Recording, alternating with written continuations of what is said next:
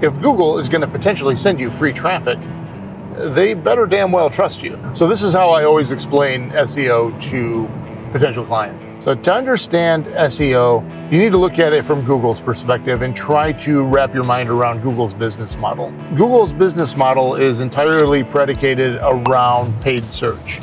And it's known, it's public knowledge that roughly 90% of visitors that perform a Google search don't click on an ad. And so Google's business model is quite literally to give away 90% of their traffic to attract the other 10% that will click an ad. Well, in order for that business model to work, the organic listings have to be as good as they possibly can be, because nobody goes to Google for the ads after all. And so in order to make sure that the organic listings are as relevant as possible, they have an algorithm that they deploy to determine which pages on the web are most relevant to the keywords being queried. So the higher up the list you are, the more relevant you are with respect to the keywords in the eyes of Google. And so what's important to Google? Well, people perform Google searches to solve problems. And so you want your website to solve the problems to which visitors are seeking solutions to. That's SEO 101.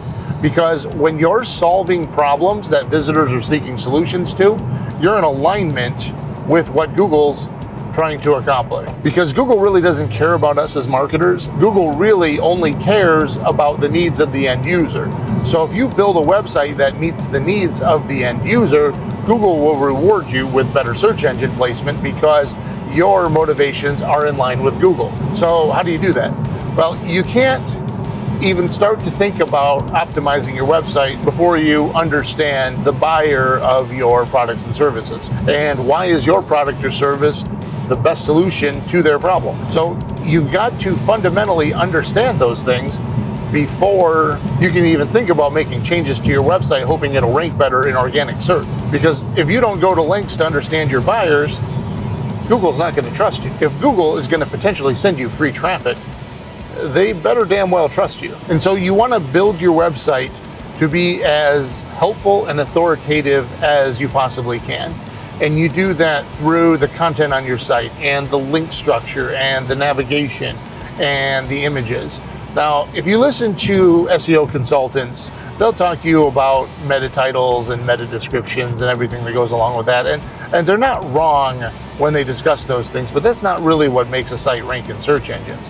What makes a site rank in search engines is having a fundamental understanding of the problems people are seeking solutions to, and then developing your web presence to very clearly demonstrate that they're in the right place.